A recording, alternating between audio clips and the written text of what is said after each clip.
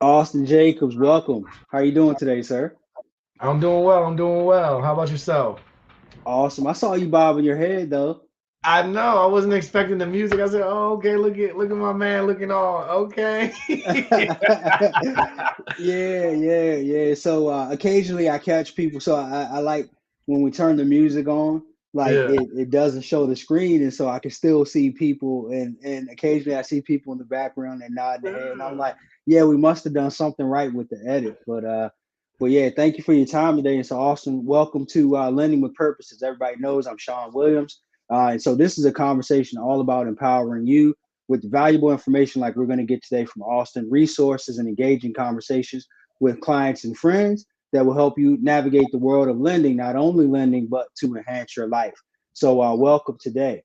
And real quick, I was trying to think of a quick story to tell before we got started. And I was thinking about the two times, because I know your company does residential, but you also do commercial work and some storage and things like that. And we'll get into it. But I thought Sure. about the two times recently that I have had to move. So the first time was when my wife and I, right around the time we got married, we bought a house together, right? Okay. And we were moving her out of her townhouse into the Okay. house that we had, right? So Uh-huh. me, I'm just like, I just got a few of my boys together. We rented a U-Haul and we filled that thing up to the top. I mean, we filled it up. And Yeah. so literally, Austin, when you open the door, It started falling out. everything fell out of there, right? And Yeah. on top of that, it was raining. Oh my goodness. And guess what we didn't have, but what we did, we trekked mud through the house Mm. because we didn't have anything to put down for covers and such. Yeah. So, needless to say, the second time, so in 2016, we moved into our new house. So my wife was like, "No way, don't even call any of your friends. You're not moving. We're hiring professional movers, right?" And so I Okay. was like, absolutely, because I made my mind up that time. I was like, I'm never doing this again. Like it's just not what I do. Like I do mortgages. Like I know how to do Right. loans, right? And so there's someone who specializes in this, and this is what we should do. So we hired the moving company, and um, and they came out. They did an amazing job all the way up until they got to the driveway of the house The that new house. we were moving into. I had noticed that the quote unquote like supervisor and one of the crew members, they Mm-hmm. weren't they had some negative tension going on between them while we were moving things around the house. We had already been boxed up and everything, and you know, like you're getting into the houses and you got to take down a bed or you have to undo some furniture or whatever it is, and Yeah. you might say, "Hey, Shawn, I think you should do this," and so my ego would say like, I'm thinking like I'm gonna do it my way. Who does he think he is telling me to do it? Yeah. And I just kind of noticed that. Right. So, bro, Austin, they get in the driveway, they open the truck, everything's packaged up nicely, ready to go. They start taking things out. The next thing I know, I heard was people cursing and fussing, and the two dudes they were fighting. They were mumbling. I believe it. I hear a, stories like that. a fist fight. And so the next thing I know, the one guy, he wasn't the supervisor, the one guy, I see him walking down the street. So we live in the cul-de-sac, and I see him walking down the street. So he walked off the job and he left his crew there. And the supervisor guy was still there, who I happen to know. So he apologized profusely. It was myself here, my wife. I think my kids were here. Yeah. My mother-in-law was here. There was just a bunch of people here, and they were cursing and fighting and everything. And so that left me with the taste of like, I'm glad I'm not moving again because we feel like we live in our forever house. But Yeah. I'm glad I'm not moving again. So with that said, I know you're gonna dispel all those myths. Your company doesn't operate that way, and if it did, it just would be an isolated incident. You can't really control the way people act. But I knew I was gonna have you on here today, and I never told you that story or those two Mhm. stories, I should say. And I thought it was fitting of our conversation today. So with that said, Austin Jacobs, tell us who you are, what you do, and we'll get into our conversation. Absolutely. Austin Jacobs with Huber Wilmot Moving and Storage. We do local, long distance, and commercial moves. We also have storage options. We got a 20,000 square foot climate control facility that's secured if you needed to store your items for short term or long term.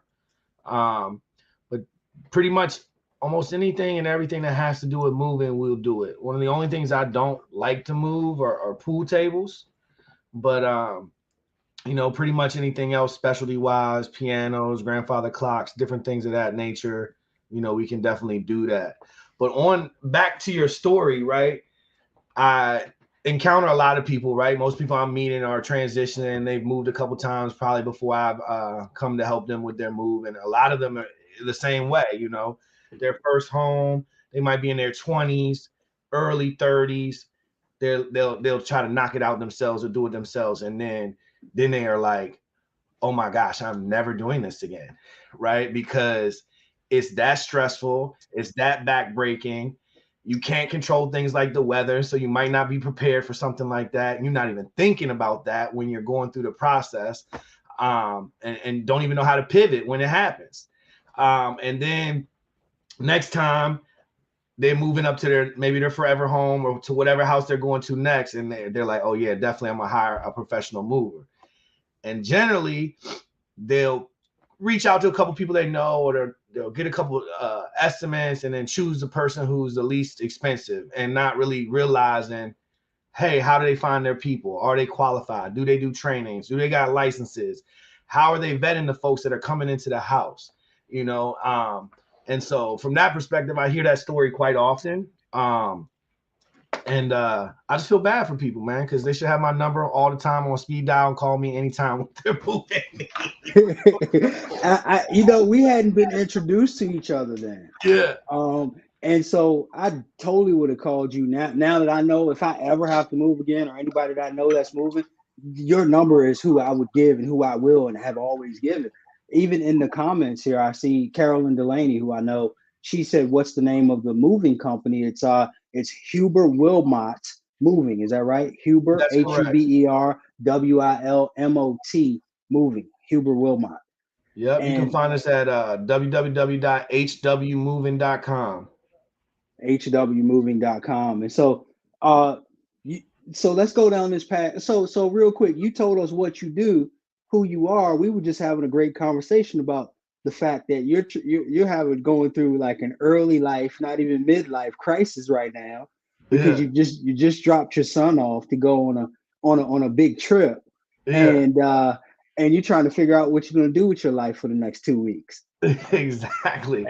I can't just live in the office all day. So, I'm used to running my son around. I love my son, Christian Francis Michael Jacobs. He's such a good young man.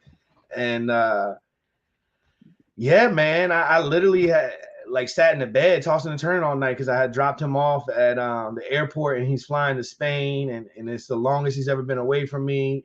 And I'm like checking my WhatsApp, seeing if he's gonna call, what is he gonna do, and um I don't know. It's you never realize how attached you are to your children, especially if you only have one kid. You know what I mean?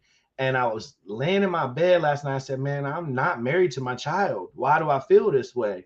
What am I going to do? It's 4 more years, and he's going to be gone to college or doing his own thing. So I definitely need to figure out some hobbies. I know everybody's playing pickleball right now, so I might try to get a couple of those games in. Um, I don't know, but I'm definitely trying to figure out. I love chess, so I'll probably get some good chess games in, maybe go on a couple dates or something. But it's definitely awkward. The house is quiet, and I'm just trying to figure that out.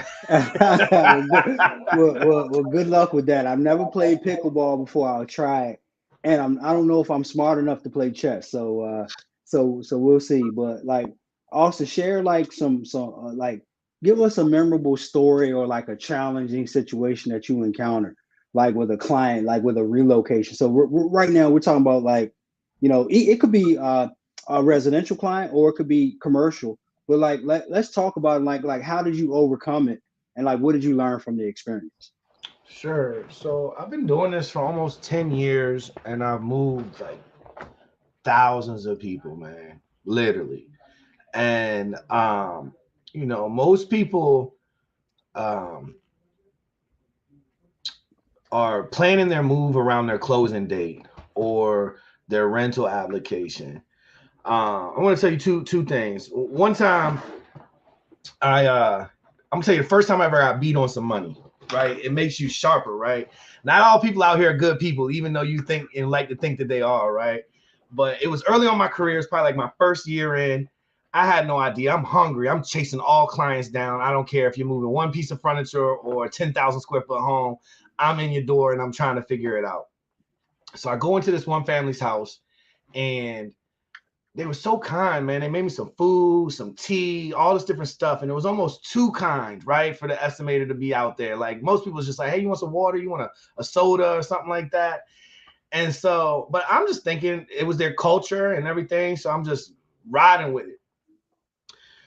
And I don't even know they about to take me on this road, right? And because I'm so green and I didn't even realize it, but they it was like a Friday or a Thursday, and they wanted to pack the next day, move on to Saturday, and you know the office was closed over the weekend, and they paid me in a check, and it was at like 4 p.m. in the afternoon.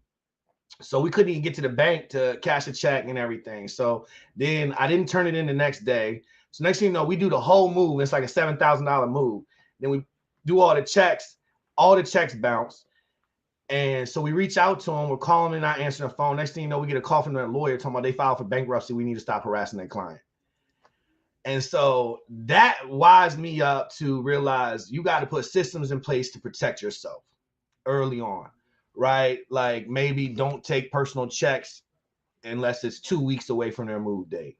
Don't take personal checks if they're moving out of state, right? Because even though most people are good people, weird things like that happen. Now, to answer your question more specifically, something that we have to overcome in our industry quite often is changing the move dates, right? I was talking about how people's move dates are centered around their closing or their leasing, rental application or something like that. Well, you know, things happen with the title work, things happen where contracts fall through. And so like right now I'm working with a client who originally wanted to move on the 26th of this month. Good friend of mine, sends me lots of referrals, and his contractor is working in his house and the stuff was delayed. So now he wants to move his date to the 29th. We sold out on the 29th. So now I'm trying to figure out how can I make this work for him. So things like that are constantly happening in our industry where we'll run out of resources as far as for crews and trucks and be sold out and still have to come up with a solution that gets our client moved. And so that's something I see pretty regularly where it's like you constantly got to change people's dates because their move date is predicated on their closing. Or So how would you do that? Like, so you're sold out. You want to take care of me. Would you like call another client and ask them, can you change their move date? Or would you just like, how would you make that happen if you're sold out? Great question. So luckily this guy owns both of his properties and he's going to be renting one out. And so he's got some flexibility with the dates, you know, but he really wants to be in on the 29th because that's when the house is going to be done. Then they want to clean his old house so they can get it ready to rent it out. And so, you know, but he could also maybe move on the 28th or he can move on the 30th. And in this instance, he's just going to have to push the cleaners back to the afternoon as opposed to the morning. But in the instance that you're talking about, hey, we got to move on the 29th. Austin, you got to make this work.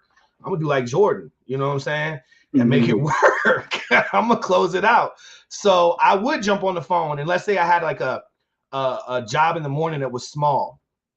I might call that customer and say, hey, do you mind shifting to the afternoon? I got this situation going on. Let me give you a little discount. Some people might move for that, right? Especially if they're coming out of an apartment or they just have a smaller move and it's only a 2-hour job or something like that where, you know, or I'll get on that phone and call every one of those clients and see who else have flexibility with their moves days. Is this a must move day for you? You know, if I can offer you $100, $500 off, do you mind shifting a little bit? Or some of our trucks go out of state. So I have to look at the dispatch schedule, get with my dispatchers, and we'll see, oh, well, this person had a 5-day window spread. And, you know, we'll rearrange their delivery. And instead of them getting it early on in the week, we'll call them and let them know, hey, we want to deliver this later in the week. And so you learn to build in some things on certain moves to kind of free up some space. Worst case, I would refer them to a company that I know, like, and trust, right? Or we could rent a U-Haul or something, or a Penske truck, right? Like, I remember in the boom, when the interest rates were super low, a couple years back, we would rent 6 trucks for the whole entire summer, just because of situations like that. If a truck break down, or you overbooked by accident because you forgot to close a day out, and so I wouldn't be pulling up with a logo truck, but we would still be able to get the customers moved done, and we might offer them a little discount because it doesn't have the logo on it. Got it. And so this leads to my next question. So I was going to talk about like Huber Wilmot, right? So you mentioned a logo truck. You were in my neighborhood a few weeks ago. Remember, I took a picture and I That made my texted it to day, you. bro. That made my Yeah, day. yeah, and I texted to you. You were like literally like 4 houses down, and we're in Maryland, and your company's based in Virginia. And so, like, talk about how you differentiate yourself. So your book, why should I wait? Like, why use you all? Like, what should I consider? Like when I'm choosing a moving company. So like for individuals or my business, I'm trying to relocate my business somewhere. Like, why? What should I consider? Number one, like, what are the things that I should be thinking? Like when I'm making this checklist out, right? Pros versus cons. And then telling me how y'all differentiate yourself from everybody else. But first, educate me on what I need Sure. to know. But then tell me what you do to overcome that and help me. Absolutely. So moving industry can definitely be messy. There's not a whole lot of regulations.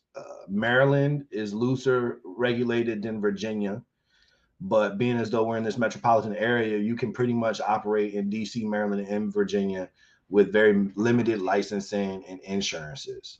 So that's the very first thing you would want to check, right? What's their license? What's their insurance? How much is it worth?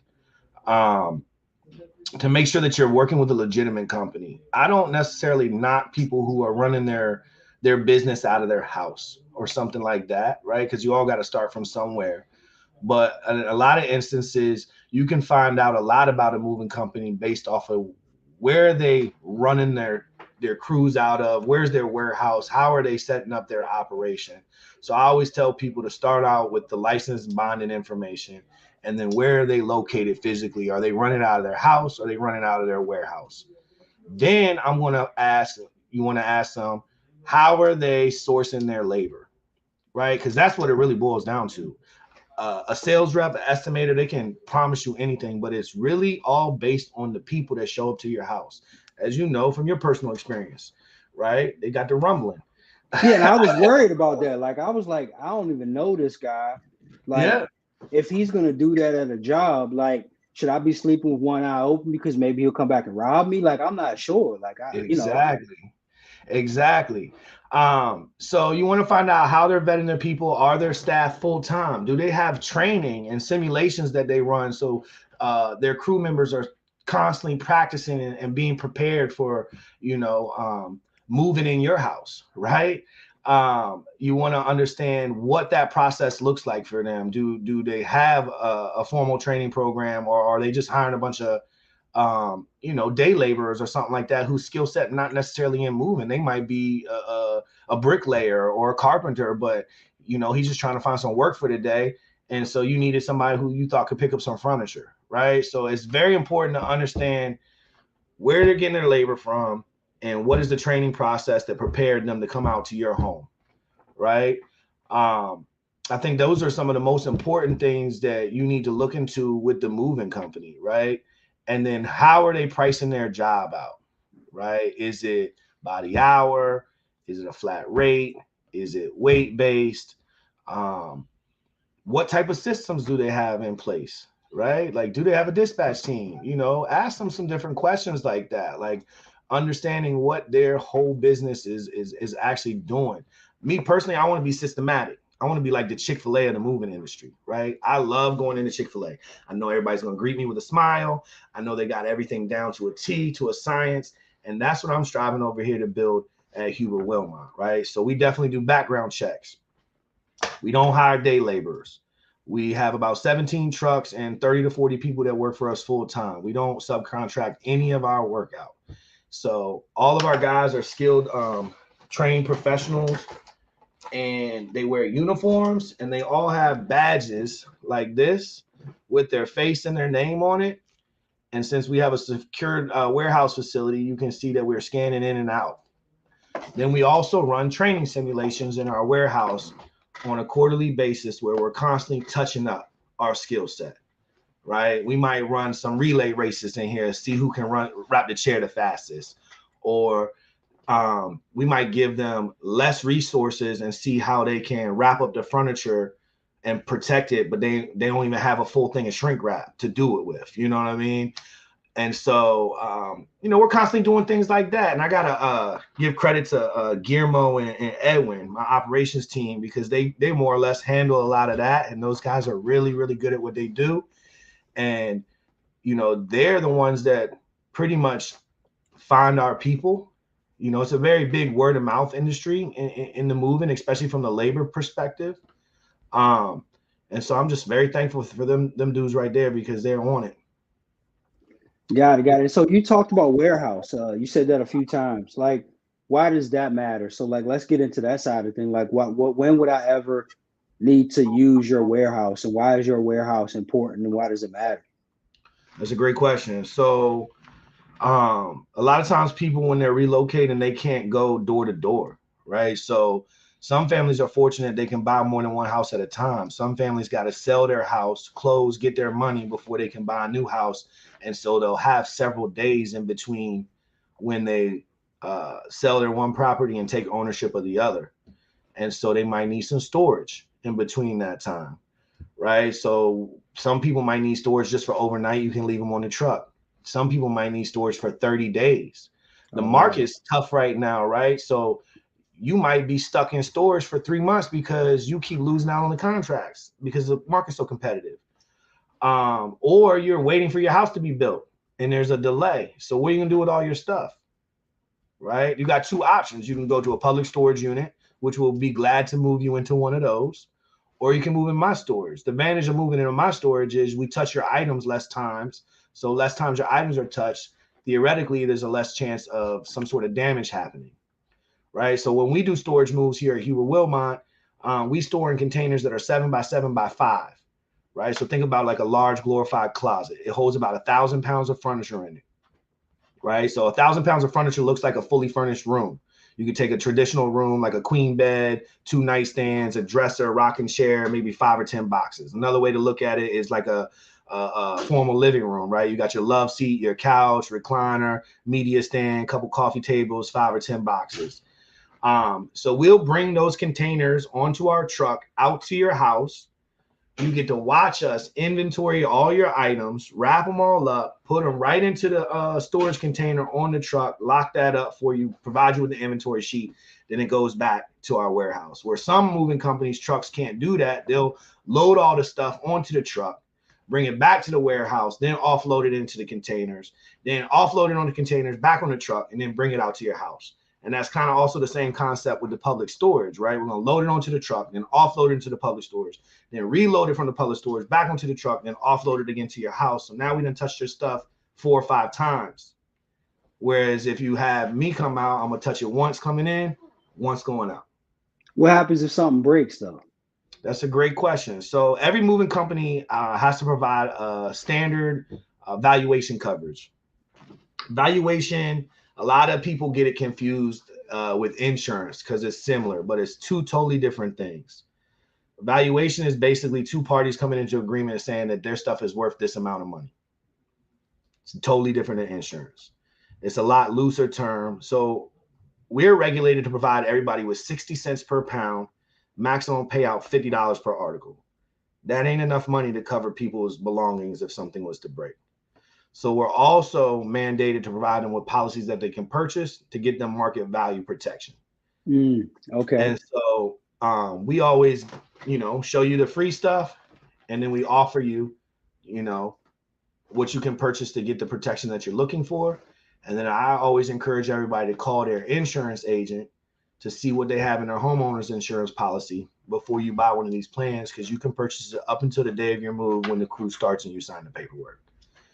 So then you would go to your insurance company and you would ask them a mover negligent question. Like, hey, if my mover slips and falls and risks my mattress coming down the stairwell, what's my deductible? What's my coverage? And they should easily be able to tell you if you have a plan that covers something like that. Maybe they have a rider that you can purchase if you don't want to get it from us. But then that will let you know where you stand and you're empowered to make the best decision for yourself. We had less than a 3% claims ratio last year, so we're really, really proud of that. I'm not a valuation pusher, but people don't move but every maybe 7 to 10 years around here. So you got to think wise. Like, is it worth paying an extra 10% to cover my stuff? I'm the type of person that buys the insurance at the hotel. I buy the insurance on the airplane. It took me a while to learn to be wise to do that. I'm thankful for insurance right now. My house just flooded. My deductible is $1,000. For them to come dry my house out with 15 grand, and they haven't even started to do the work yet. Wow. So think if I didn't have that, I don't got 50 G's I could just shell out right now to fix my house back. So I'm super thankful for insurance, and I always encourage people to think the same way. When was the last time something cheap worked out for you?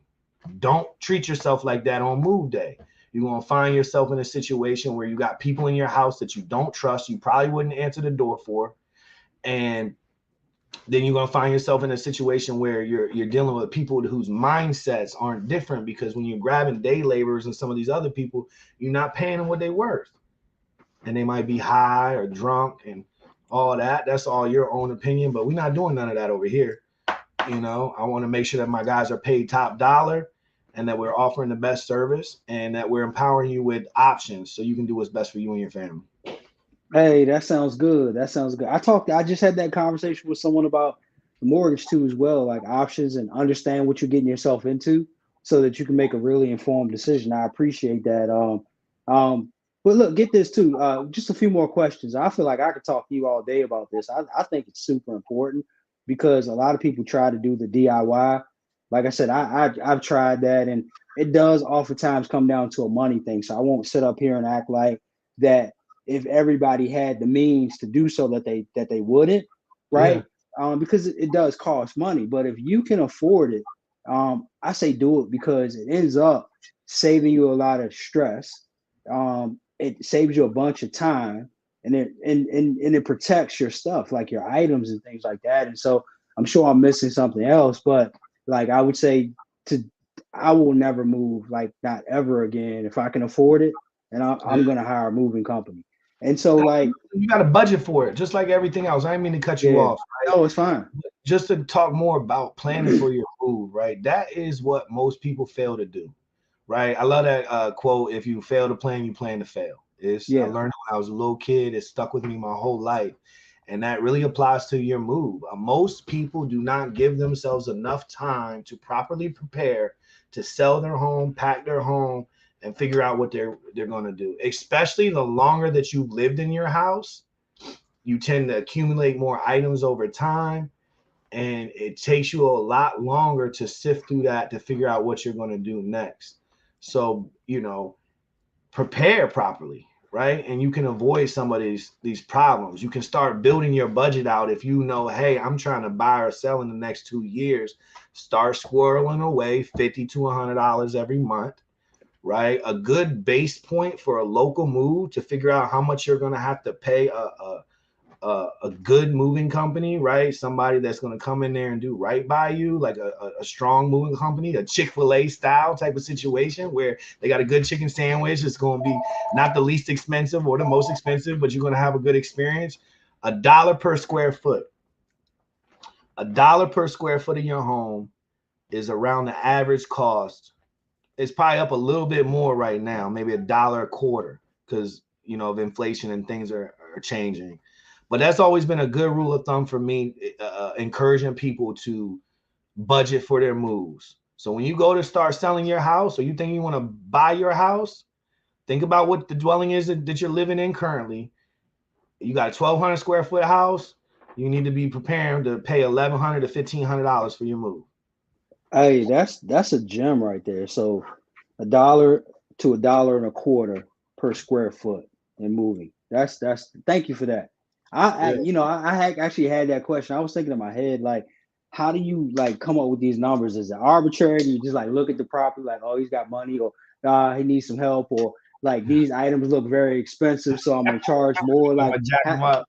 yeah, Nah, like, so we definitely have a formula. It's all math rules the world, man. Math rules the world. I hear you, So but we we use something called a cube sheet, right, okay, to help come okay, up with the estimates. A lot of people, I'm old school, so when I'm looking through your house, I'm looking at everything in cubic feet. Like your standard couch is 50 cubic feet, a love seat 35 cubic feet, a king bed 70 cubic feet, and I have all this stuff memorized in my mind because I use this tool so often. Now I'm just walking around, see everything in cubic feet. That's important because cubic feet transfers to weight. On average, 1 cubic foot weighs 7 pounds. Our crews move about 500 to 600 pounds an hour. You factor in the time to take some things apart, the drive time between origin and destination. That's how we come up with your hourly job. If you're moving out of state, everything is weighed. You take a lightweighted truck, a heavyweighted truck, and you pay per pound. And then that's regulated by a tariff system that you have to submit to the regulation of government and stuff like that. And so, um, you know, if you pay them by the pound, you could pay anywhere between 30 cents to a pound up to $2 a pound if maybe you're moving over to California or something like that. And so you figure out the weight, then you can figure out the price, you can figure out how many guys and how many trucks you need. 26-foot moving trucks hold about 8 to 10,000 pounds on them. They're outfitted to carry more weight, but based off the cubic feet and the way you play Tetris and stack the furniture, you generally can't physically fit more than that on there unless you're moving like a bunch of wood or bricks or something like that. or unless you call me and my buddies, we'll get it in there. I promise you. It might fall out. It's gonna fall out when you open the door, but I promise you, we'll stack it all in there. I got Absolutely. But it. no, I mean, that's a great question. But I've heard crazy things too. Like one of the wildest things I ever heard is that you count the windows on the house, and that's how much weight they have in their home. And one of the estimators, actually my VP of operations, he swears by it. I thought it was the wildest thing I ever heard, but he got 17 years in the industry. And he's worked for Big Van Lions, held he at one point he had the most government contracts in the Northern Virginia area. And so, you know, when he told me that, I was shocked. And I said, oh, no, no, over here, we using this cube sheet. We using this cube sheet. We're not counting windows. We're gonna put a little bit more math and science behind it. Oh But that's how we wow. come up with our estimates. For us on the hourly moves, we bill in increments of 15 minutes, ensuring that you only pay for the time that it takes. And you know, my biggest advice to people when they're preparing for their move is give yourself enough time, plan, purge, pack. It's the 3 P's. Plan, purge, pack. Giving yourself enough time, come up with a plan, is going to be successful. Purge your items. I can't tell you how many families I talk to when I follow up with them or whatever the case may be. They oh, Austin, I wish I would have got rid of that hutch. It don't fit on the wall the way I thought it was. And this love seat in this chair, you know, I was on the fence about it. I wish I wouldn't have brought these IKEA bookshelves. I could have bought some new ones for the same price I moved them for. So, you know, you got to think about it. If something been sitting in your house, especially boxes and stuff, you got stuff sitting for 2, 3, 4, 5, 10 years, and you ain't even looked at it. Come on, man, let it Yeah, go. it's emotion and it's sentimental. Yeah, it's It is. emotional. Some of it is, So but some of it's not. Sometimes people just lazy and they don't want to go through their stuff. I see. So get this. Because I'm trying to be conscious of your time. So I have so many more questions, but I'm gonna ask you two more questions around this stuff. And Okay. so, like, so pandemic, right? We all been working remotely and things like that. And like I I saw a statement and call it a digital nomadism or something like that, right? People are Yeah. just moving from place to place and they're doing it digitally, right? Because we're all working from home. Like, have you Sure. seen any trends in this types of like relocations and like moving requests? Like, Yeah, absolutely. So a lot of companies are letting people work from home now more. I'm not seeing it as much now as I was a year or 2 years ago. But I would say definitely a year to 2 years ago, people were like up and out of here. I'm going to the mountains in Tennessee. I'm going over here. I'm copping me 50 acres in the middle of nowhere because their jobs were allowing them to work from home. So they didn't want to live in Arlington or DC or, Northern Virginia anymore. They wanted to move somewhere where there was more of a peace of mind. So I definitely do agree with that. That a lot of people are moving south and west because there's more bang for their buck and they can still keep their high paying job from the city or Northern Virginia. got it. And are you having like companies like that you've worked with during that time that may be like allowing their employees to work from home, or having y'all move stuff out of their locations into storage, or moving like whole offices into people's houses and things like that? Like, have you Absolutely. seen stuff like that? We just decommissioned 300 offices for the DHA. So there's a lot of people transitioning their employees, especially since they're letting them work from home. They don't no longer need these office spaces that they used to have. Some of them will house their stuff with us. I mean, we house um, some really cool stuff, man, from government stuff to like the charging stations for electric cars, Hmm. um, motorcycles, you name it, we're housing it. I will say this on that technology side, what did you call it? Digital nomadism.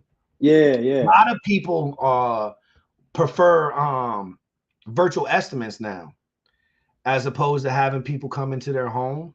Some people still want a traditional estimate and have you come out, but that's the biggest increase that I've seen change in our business. Definitely people are moving more, but now it's more like, hey, I just want to jump on a FaceTime with you or a Zoom and walk you around my house that way. That's what And I they was gonna ask, is like what's changing in the industry. So yeah, that was my last and question. then Expand on some that. companies are spending hundreds of thousands of dollars on technology because they feel like the market is trending that way to where the technology is going to replace the estimator or the inside sales rep because you can send somebody a link, they can scan the house and it'll give you all the cubic feet and give you all the weight based off of the items. Almost kind of like it reminds me of when realtors do the pictures and the photographer comes in and does the 3D imaging. Um, Matterport, they call it. there Yeah. you go. That's what it's called. So it kind of reminds me of that, but instead of them scanning the house and getting the dimensions and the measurement of the home, it's scanning for all the items in your house and coming up with the weight. Hmm. There's also technology now where it's not even that sophisticated to what I was just talking about, where people will just send you they'll send you the excuse me, it's the inventory sheet, and so you'll just fill it out yourself and then submit it back. I personally don't like some of Oh that stuff no. because Yeah. there's room for error margin. I can't tell you how many times people will tell me something over the phone, and then when you get out to their house, oh, but I forgot about that. I forgot about this. I forgot about that. So I don't like to leave it up to the customer to tell me, not that I don't trust them or nothing, but I want to come out there and see it so there's no miscommunications and I can put my best foot forward. Yeah. No, yeah, I can see where that would get messy for everybody involved. Man, this has been great. I still have so many more questions, but I'm gonna ask you a few other things. We're gonna get off of that. Austin, thank you for your time. This was valuable information, and for anybody that's been listening, realtors, loan officers that are referring their clients to moving companies. Like, I vouch for Austin. Austin is he's got a high level of integrity. He moves with a ton of honesty too, as well. And so he definitely with Huber Robot be a great option. And so I just appreciate all the nuggets that you dropped for us too, as well, in the education. Because some of these things, like, to be honest with you, quite honest, I never thought about. And so, like, how can we help you? Like, what's something that we can do to help you? Because we Yeah, got people watching, and I want to make sure that we can help you. Like, what do you need? I mean, the biggest person that could refer me is going to be a loan officer or a realtor. So if you have a friend or family member or a business colleague that's doing something like that, I would love a connection. I'd be happy to take both of you guys out to lunch or coffee, just get to know you guys better, learn more about what you're doing so I can show you what I'm doing, will complement that and ease the stress out of the moving situation that your clients are going to be going through. Um, if you have any networking events where you're looking for people to come out and, you know, be a vendor or have a table, or you got something coming up where it's real estate mindset panels or something like that, where they're doing masterminds and you want some additional folks in the room, I'd be happy to come there and network. That would definitely help me out. And, you know, lastly, if you see a for sale sign somewhere, you want to take a picture of it and text it on over to me, I don't have no problem calling them. No, that's awesome. So look, I got two more questions around that, Austin. Like you said something earlier when we were talking. It sounds like you looking in the next 2 years or so, like based on the way that your company's trajectory of the company and where you're going, you want to try to duplicate yourself. So like, is that something we can help you with? So if we see someone I out there appreciate to that. Yeah, I'm introduce you. definitely looking for a, a person who wants to learn something like a moving trade, right? Like, you know, I learned this business by starting out on the trucks for 3 months. And I think that's one of the best things that made me so great at what I do now, because you get to interact with the crews, you get to understand the blood, sweat, and tears that goes into moving somebody's furniture. And you have a more of respect for it, and it makes it easier to sell and to educate people. So if there's a young person out here who don't want to go to college, looking for a trade or something they can get into, and within 18 months making six figures, connect me with that person. I will give them a yellow brick road to making six figures in 18 months.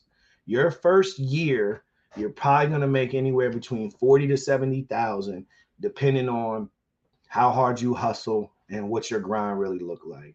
But I promise you, after 18 months, if you do what I'm asking you to do, by year 3, you might be making 250. Well, And it's shoot, I all think people with a referrals. college It's all education based will off want to do that. referrals and relationships. It's all based off of referrals and relationships. Referrals and Understood. relationships. I personally would love to find 2 or 3 hungry people, man, that, you know, is looking to do something like that. That would help me so much more than introducing me to a realtor, actually. I, I hear you. I hear you. No, that's why I asked. That's why I asked. I And so, appreciate like, that. how do we connect with you? Because I want to make sure we put the your contact Sure. information up in the comments. Like, I know you said hbmoving.com. Is that right? HW, Oh, www.hwmoving, HW. hwmoving.com. You can call my phone, 703-937-7772. I don't duck no calls, answer all text messages. That's the quickest, fastest, easiest way to get in touch with me personally is through my phone. Or you can jump on our website. My email address is austin@hwmoving.com. You can find us on Facebook and Instagram, Huber Wilmot Moving. My personal Facebook is just Austin Jacobs. And that's the easiest ways to reach me are through those channels right there. Appreciate it. Appreciate it. So we're gonna wrap things up. Like, look, you get one person, you get to ask them one question. Who would it be, and what would you ask? I would ask my sister that I never met, but I got a picture of her holding me. Does she think about me the way I think about her and wish that we could meet? Wow, y'all are so deep, man. Like, I don't even My know what to bad. say about that. My Wow. bad. I'm No, no, sorry. I know it's a little no. heavy, That's but I don't I'm want to fine meet with the it. president. I don't want to ask any NBA star any crazy questions. I'm cool on all that. I long to meet my sister that I've never met, and I have a picture of her, and I've tried to find her and I can't find her. And so I just wonder if she thinks about me like I think about her. Wow, wow, wow. No, I love that. I love that. Um, you might meet her, man. Like, so just removing myself out of this situation, but kind of inserting myself in this situation. Sure. I met my two sisters at my high school graduation. Really? Wow. had never seen them before, never laid eyes on them before, and they showed up at my high school graduation. So, obviously you're much older than high school graduate, but it could happen. You never know. It could happen. I still have Yeah, faith. I and still I, and have I the hope faith. it happens for you too. That's amazing. Yeah. That's amazing. Every time I talk to you, I just learn something new, man. I learn something new. Well, So man. so so everybody, it would be such a shame for me to have folks like Austin in the network and the resource and not be able to share it with you. If there's anything that I can do to help you in any way, please don't hesitate to reach out. Everybody, just remain as safe and as healthy as you possibly can. And next week we will be right back here next Thursday at 2 o'clock. Austin, I'll ask you to hang on with me for another minute or two after I close this out. But Sure. thank you so much for your time today. This was fun, and you gave us a lot of great information that I know we're gonna be able to use. Thank you. Thank you for having me. Yeah.